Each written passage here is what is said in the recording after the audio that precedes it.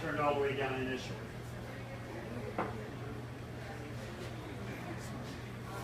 Then I'll get out of your way when we get ready.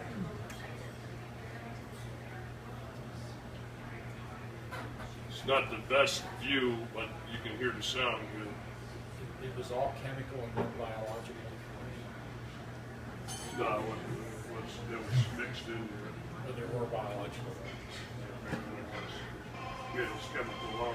The Camisea bunker complex is estimated to be 100 bunkers and 60 warehouses, each the size of a super Walmart.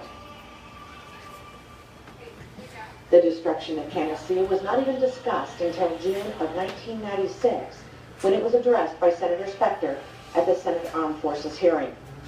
General Schwarzkopf said the following.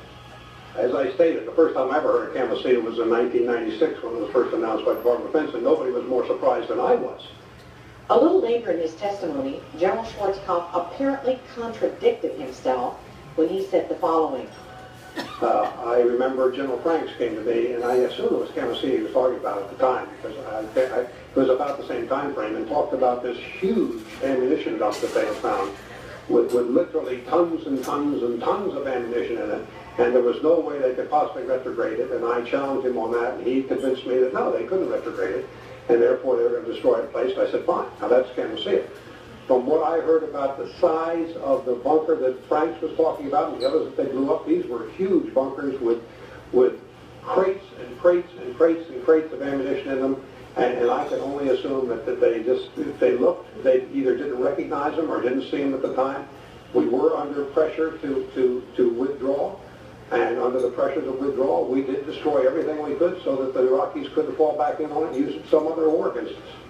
General Schwarzkopf just stated that he was concerned about the Iraqis regaining control of the ammunition that was contained at the Camisea ammunition depot. However, several individuals have come forward with other reasons as to why the bunker depots were hastily destroyed. Dan Topolsky, I was the Nuclear, Biological, and Chemical Defense NCO for B Company, 37th Engineer Battalion. I was on the Camisea Bunker Complex mission. Sergeant Topolsky was one of the nuclear, biological, and chemical non-commissioned officers in charge of identifying munitions at Camisea Bunker Complex in Iraq. So I felt betrayed. I felt like we had been sold out for dollars when I saw what I saw inside those bunkers. Even though I had 40-some years in military service, if you were to bring in a bunch of ammunition piled up in front of me, and one of them was a 122 millimeter rocket with chemicals in it, I would not be able to tell you that that had chemicals in it, particularly if it was an Iraqi rocket with Arabic writing on it or something. So we identify ours, and we had them in a very specific way by color coding. I don't have the slightest idea what the Arabs did.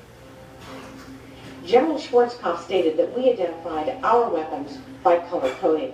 According to Sergeant Topolsky, the colored bands identified biological and chemical munitions inside the Camisea Bunker Complex. According to Sergeant Topolsky, the yellow or purple bands indicate chemical munitions. The green bands represent biological munitions. General Schwarzkopf also said he could not identify munitions, especially if they had Iraqi markings on them. You will also note these munitions were plainly marked in English and indicated these munitions were supplied by countries like Jordan, England, Russia, as well as the United States of America. According to the 1972 Geneva Convention, weapons of mass destruction are illegal. Therefore, according to Sergeant Dan Topolsky, it is very likely that these munitions were destroyed not so much to prevent Saddam Hussein from regaining control of them, but to destroy the evidence of these countries breaking international law. The 37th Engineer Battalion, way back in the air campaign, was ordered by our battalion commander not to wear our protective overgarments unless specifically told to do so. My company pretty much ignored that order because my company commander supported me when I said that that was dead wrong, and he's going to wind up with a dead company if he listens to it. Now, a lot of the other companies in the battalion didn't do that. On April 17, 1997, General Colin Powell testified before the same Senate panel, and as